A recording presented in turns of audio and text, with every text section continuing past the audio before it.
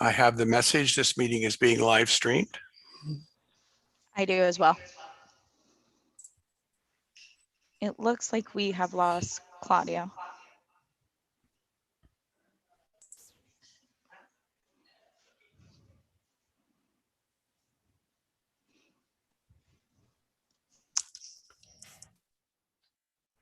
Claudio, are you there?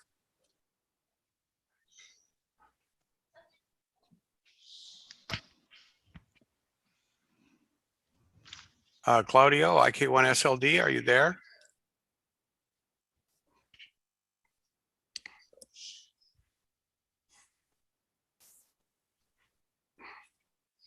He's coming in. Okay.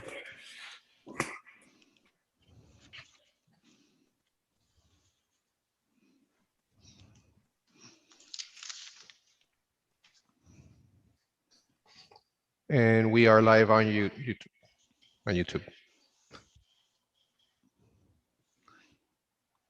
am here. All is okay. Hello, Claudio. We have you back. Yes. And can you hear us fine, Claudio?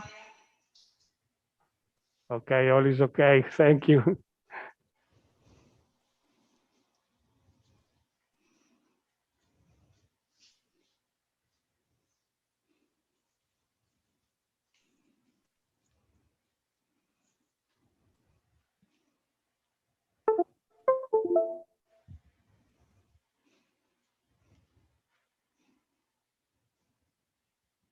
I show 2 minutes to live program start.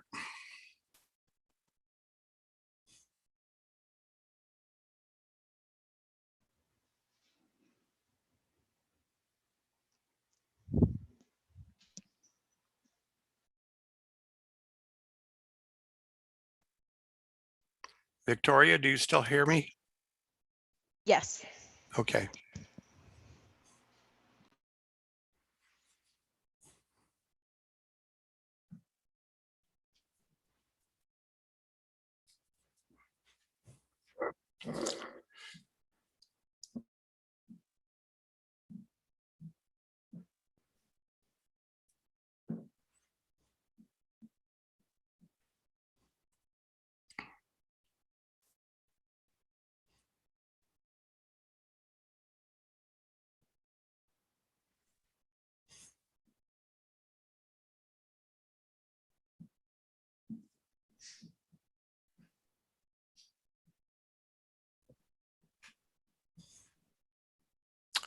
All right. Well, hello, everyone. This is John Clute, K7SYS, and I'm your amateur radio moderator radio on the International Space Station Contact. I'm speaking to you from my home in Sandpoint, Idaho. Through the help of amateur radio volunteers and the crew of the ISS, we hope to soon establish an amateur radio contact with the International Space Station as it flies more than 200 miles above the Earth. This contact will be performed using the Amateur Radio Telebridge Network, a worldwide network of amateur radio ground stations that enable students to contact the ISS. We're joined today by Victoria Katz on behalf of Making Space between SpaceKids Global and Girl Scouts of Citrus, as well as Dave Jordan, AA4KN mentor who helped set up this call. Victoria, please tell us a little bit about your program. Absolutely. So we are currently out at our new STEAM Center out at our Girl Scout camp. And Making Space for Girls, as you mentioned, is a partnership between SpaceKids Global and our Girl Scouts of Citrus Council. So we've been working all year to bring opportunities to girls where they can learn about space exploration, space sciences, and other topics. So we're inspiring them to discover the world of STEM, build skills, and explore careers in space and other various STEM industries. And I believe Carlos has a video prepared for us that explains a little bit more.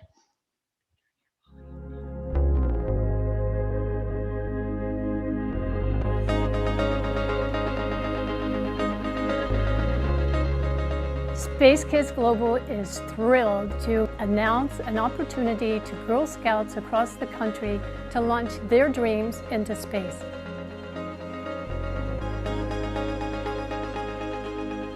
Hello, my name is Sharon Hagel, founder of SpaceKids Global and lover of math, science, technology, and space. Is this a little girl that's going to space?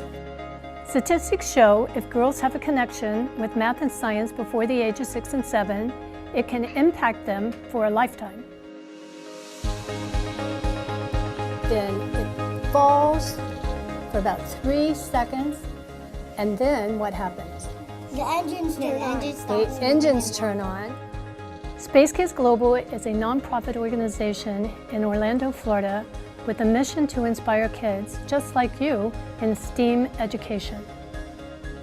Our goal is to empower each and every one of you to see and believe beyond what you think is possible.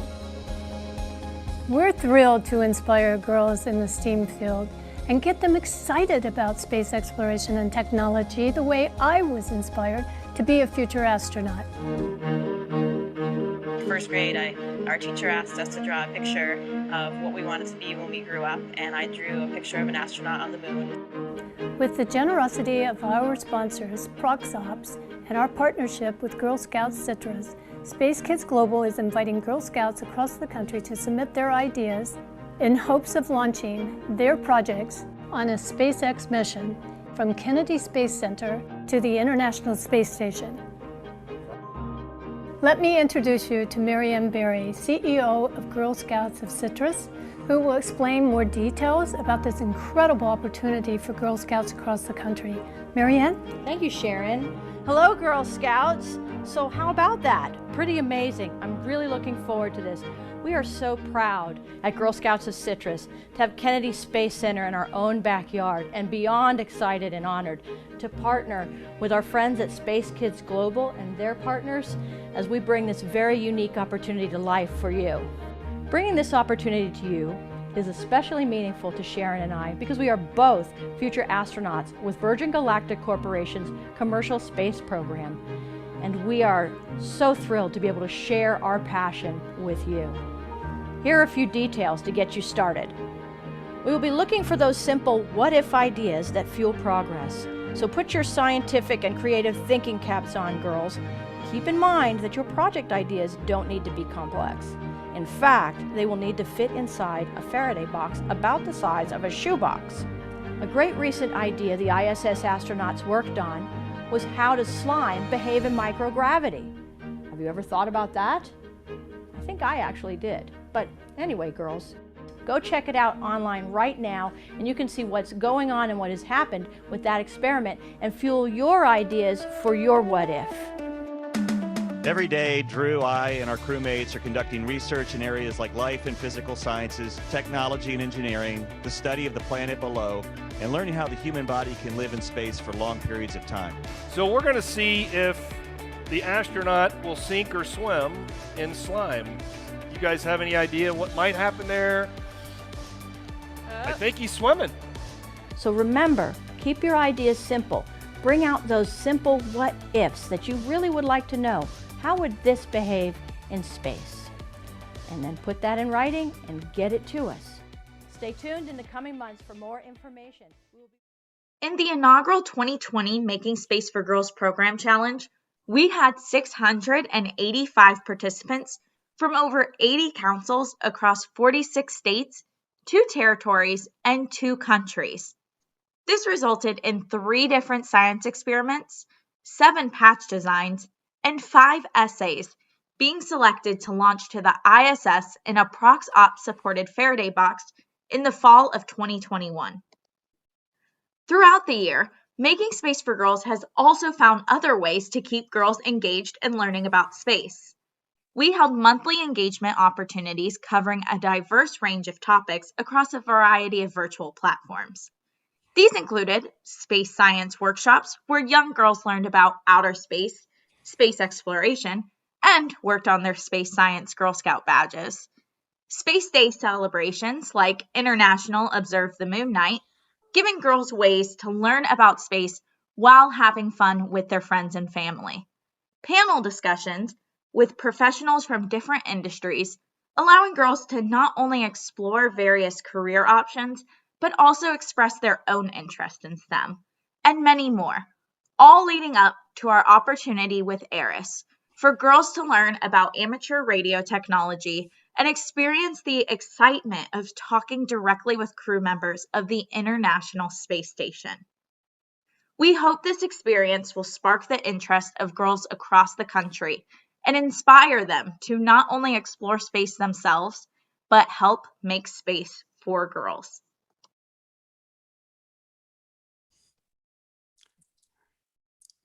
Well, very good. Thank you for introducing us to your students and telling us a lot, something about making space for girls, a very exciting program. ARIS is an international program operators from around the world. Some member organizations of ARIS are the Amateur Radio Relay League, the World AMSAT, Radio Amateur Satellite Corporation affiliates, as well as space agencies, including the Canadian Space Agency, the European Space Agency, JAXA, the Japanese Space Agency, NASA, the National Aeronautics and Space Administration, as well as Roscosmos, the Russian Space Agency. The amateur radio ground station that will establish with contact with the ISS today is IK1 SLD, located in Casale Monferrato and operated by Claudio Ariate.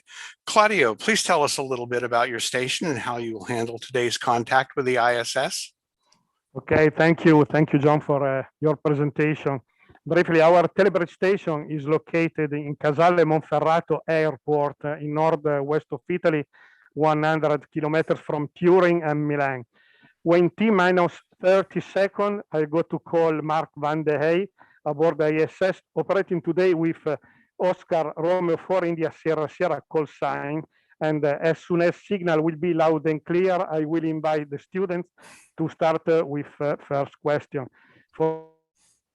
Please don't forget to say over, because this is a very important thing to coordinate between us and Mark and the astronaut. Now I see the International Space Station approaching to Africa. We have 12 minutes and a half to the contact. So microphone back to you, John. Very good. Thank you, Claudia. And thank you for letting us know where the space station is as it journeys up towards your neck of the woods.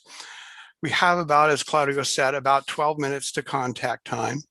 Our contact today will be with astronaut Mark Van de Hey, KG5GNP, who will be using the call sign OR4ISS, as Claudio mentioned. There is a short video that the American Radio Relay League made, telling us about how the ISS contact will be performed and how this all happens. Let's watch that video.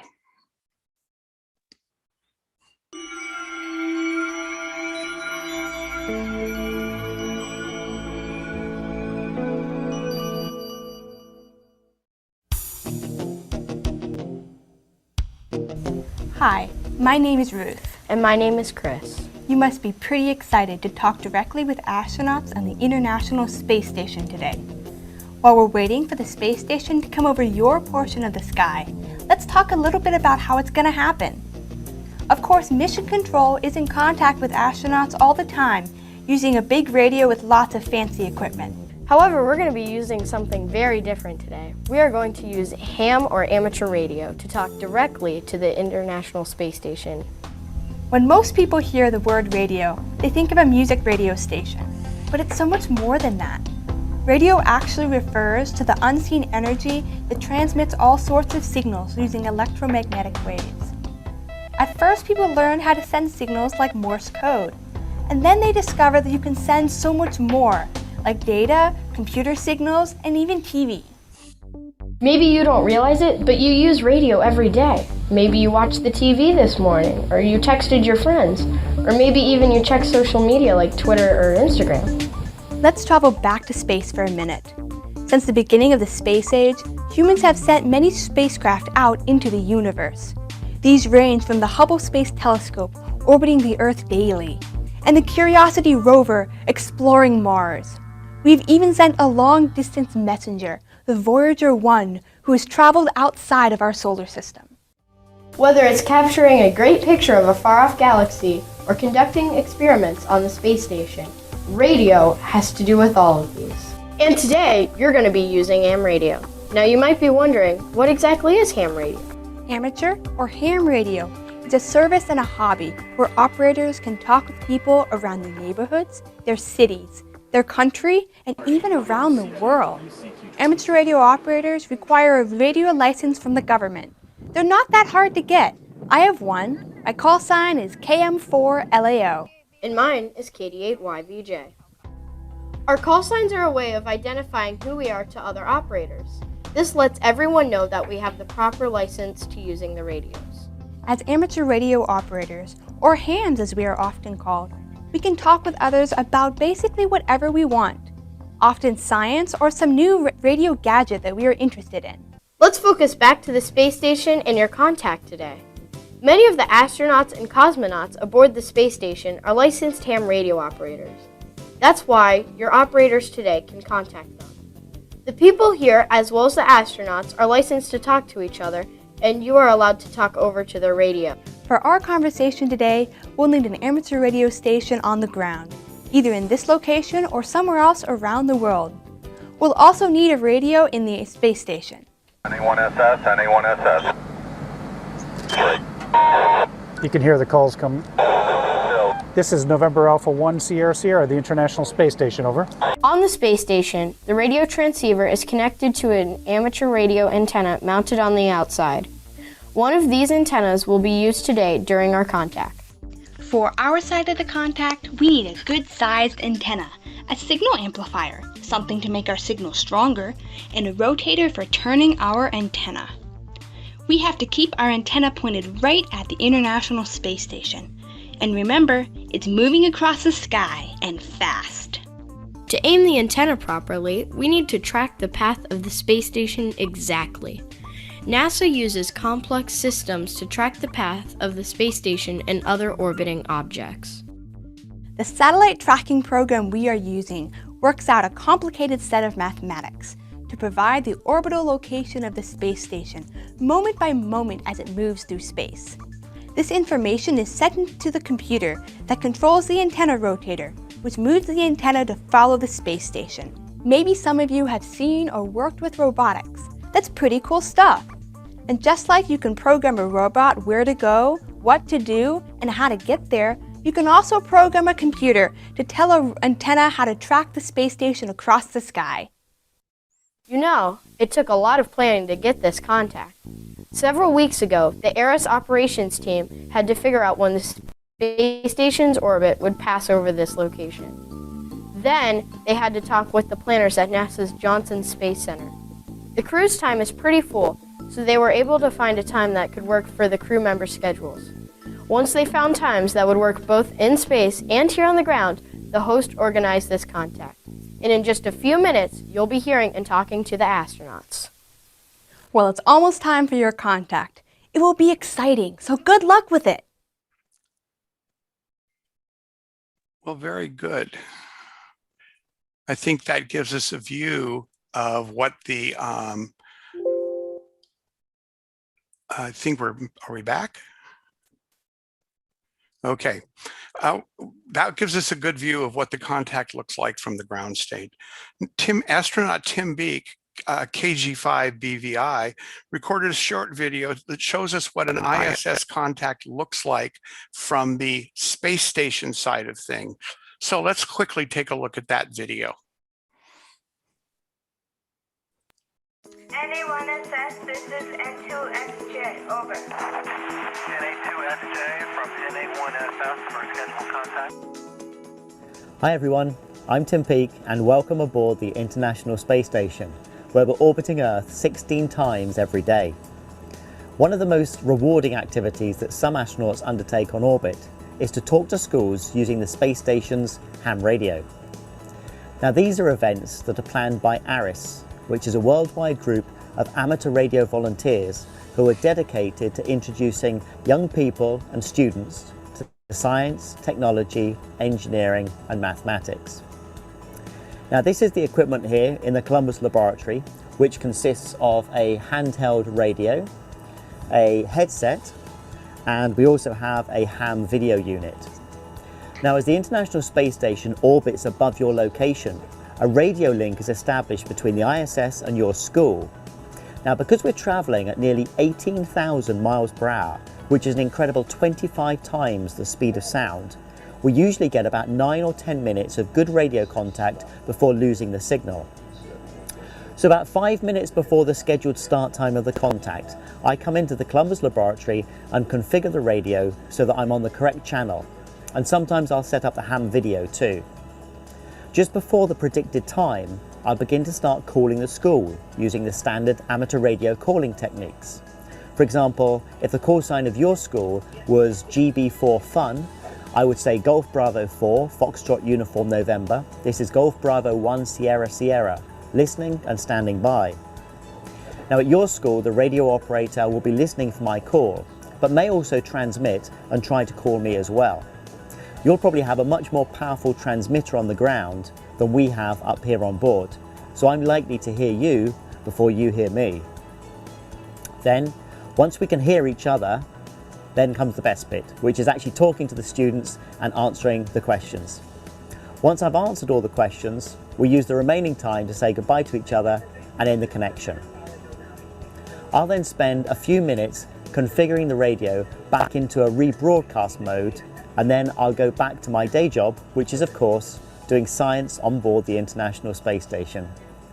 ARIS is a brilliant opportunity for astronauts to talk to school pupils.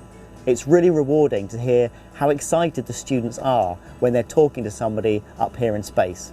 And it's a true privilege to be able to inspire our next generation of scientists and engineers through amateur radio.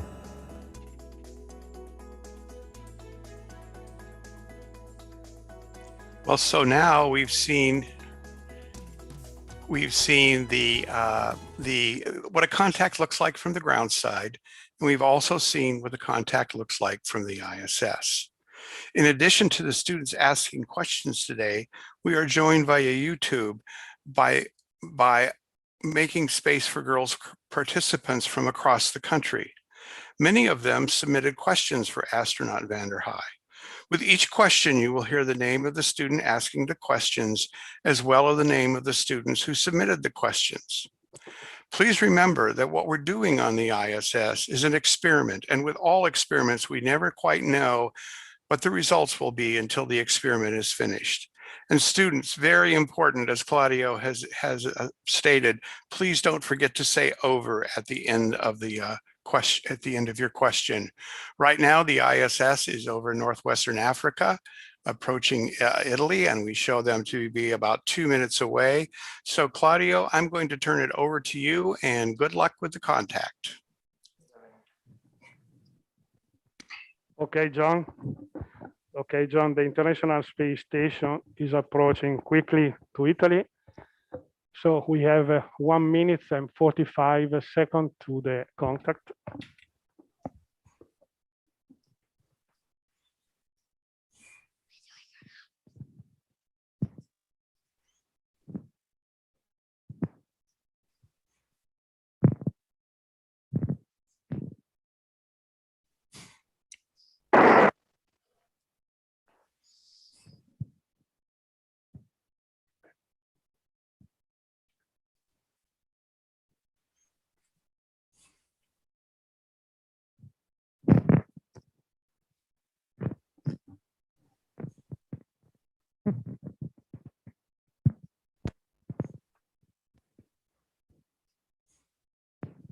One minute.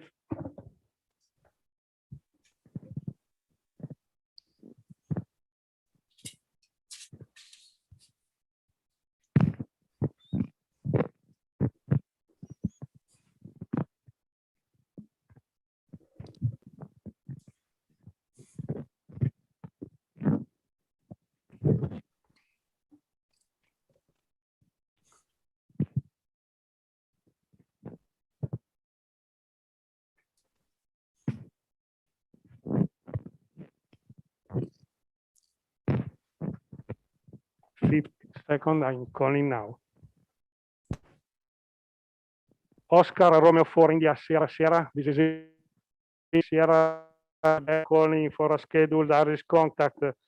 Do you copy? Mark over. Oscar Romeo 4 India Sierra Sierra. This is India Kilo 1 Sierra calling for contact. Do you copy? Mark over. India Kilo 1 Sierra Lima Delta. This is Oscar Romeo 4 India Sierra Sierra. Yes, I have you loud and clear. Okay, Oscar Romeo says IK1 SLD. Claudio, good evening. Your signal is loud and clear. Today we introduced the SpaceKids Global in Winter Park, Florida. Are you ready for first question, Mark? Over. I am ready for the questions. Okay, go ahead and. This is Annalise asking a question for Emily from Missouri. Wants to know, what is your favorite outer space food? Do you have lots of different things to eat over? My favorite space food is apricot cobbler. We have lots of different foods to eat. Yep, that's a great question. This is Filoni asking a question for Maureen from Orlando. Wants to know, in Girl Scouts, we are taught to resources wisely. How could this concept be applied to NASA in space extraordinary? Over. We have to, water is very heavy, so therefore it's hard to transport. We do a very good job of recycling all water that we use on the space station, almost all of it, 98%.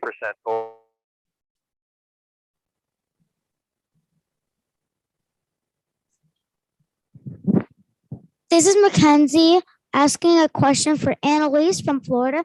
Wants to know, what do you do for fun on the ISS? Over. Annalise and Mackenzie, my favorite thing to do on the ISS for fun is look out the window and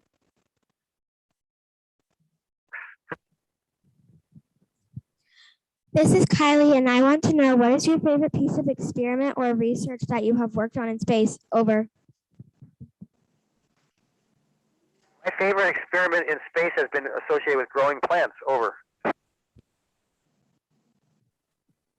This is Lauren asking a question for Lily from Port Orange, Florida, who wants to know, what does it feel like in space? Over.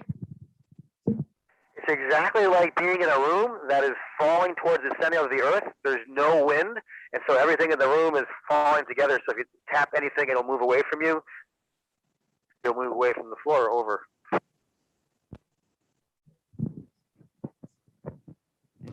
This is Annalise asking a question for Manya from Central Texas. Wants to know, do astronauts get sick when they're in space, and how would they handle it if so? Over. Sometimes astronauts do get sick. We have medicine on board, and we have doctors available to give us advice. Over. This is Felonia asking a question for Lily from Melbourne, Florida. Wants to know, what would happen if you brought a compass to outer space with you? Over. That's a fantastic question. I'm not 100% certain of the answer. I think it would most likely point to the closest magnet on a computer. But yeah, that's a fantastic question. I'll have to think about that more. Over.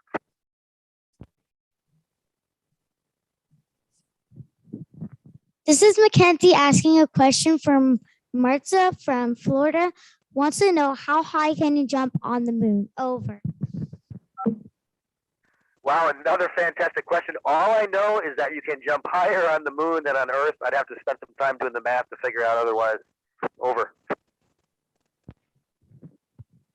This is Kylie asking a question for Emily from Florida. Wants to know, what is Oobleck like in space? Would it act the same as on Earth? Would it firm up when hit or thrown, or would it stay all oozy? Over. Wow, I do not know the properties of Oobleck very well. I know if you were to throw it, it would, you'd have to throw it in a straight line because it wouldn't fall towards the ground like it would if you're outside, if you're on the Earth. And I'm not sure what would happen as far as it staying oozy or up over. This is Lauren asking a question for Emily from Central Texas, who wants to know, how do you describe weightlessness? Over. It really is like somebody stole everything between you and the center of the Earth, and everything around you starts falling towards the Earth. To give you an example, if you type on a keyboard in space without having your feet holding yourself down, just the finger taps will send you to the ceiling. Over.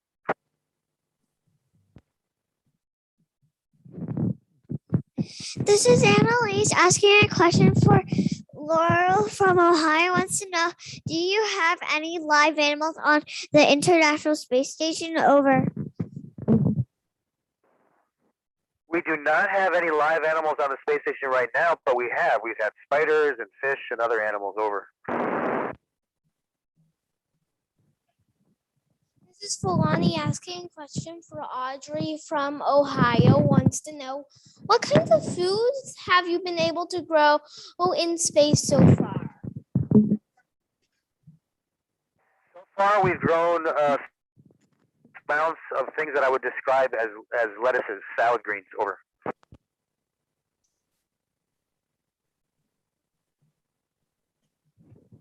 This is Mackenzie asking a question for Olivia from Missouri. Wants to know, what math did you take and use on the International Space Station? Over. Fantastic question. And we use simple addition and subtraction, multiplication and division all the time on the space station. But in order to understand the associated with how things work up here, I had to learn how to do calculus. Over. This is Kylie asking a question for Azaria from Florida. Wants to know, would you be excited to meet an alien while you were in space? And what would you want them to know about Earth? Over.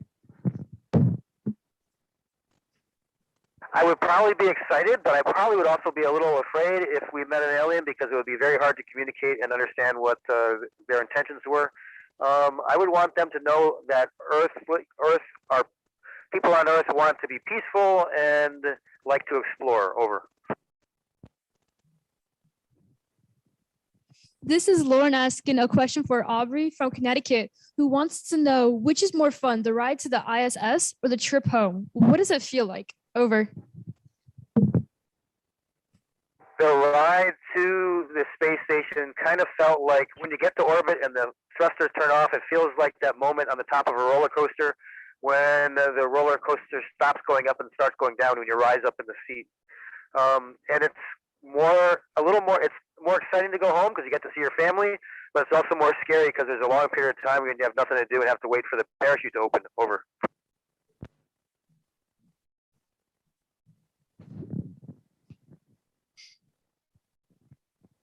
This is Annalise asking a question for Emily from Central Texas. Wants to know, what training did you have to do before you went to the space station? Over. I had to I had to learn how to fly a jet. I had to learn how to scuba dive and train for spacewalks. I had to learn foreign languages. I had to learn all about the different systems of a spacecraft and how to fly spacecraft. All of it was very interesting stuff, and I really enjoyed it. Over. This is Fulani asking a question for Alice, and Central Texas wants to know, what is your favorite Girl Scout cookie? Over. My favorite Girl Scout cookie is Thin Mints. Over.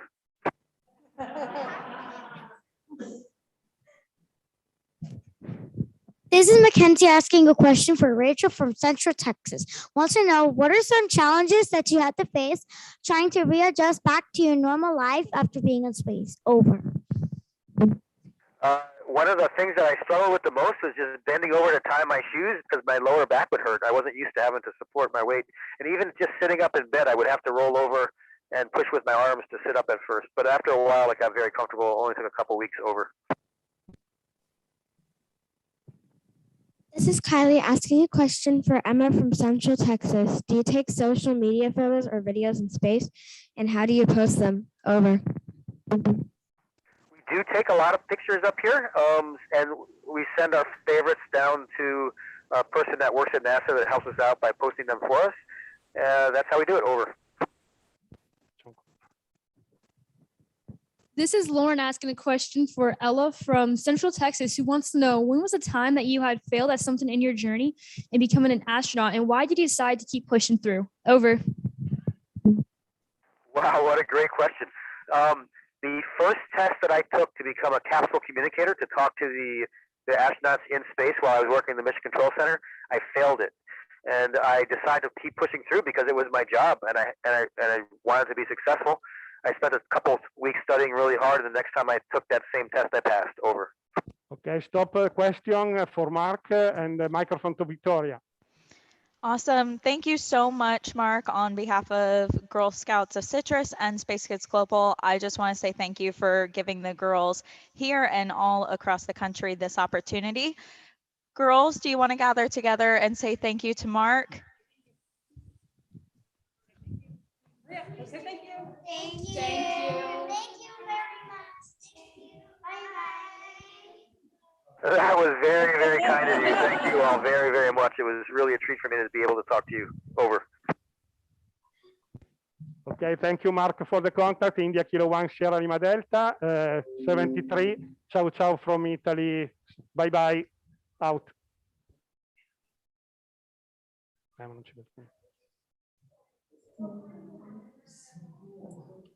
Okay, what it was in a great 73 round. I want to thank all of you for a really, particularly like the question on the favorite Girl Scout cookies. That was just great. So we've all been part of a distance learning activity featuring students from the Making Space for Girls, speaking with astronaut Mark Van de Hei on the International of All ARIS International Volunteer Team. This is John, amateur radio operator case 7 SYS, sending along my greetings to all of you in traditional amateur radio terms. 7 threes, best wishes, wonderful contact. Zoom meeting is ending now.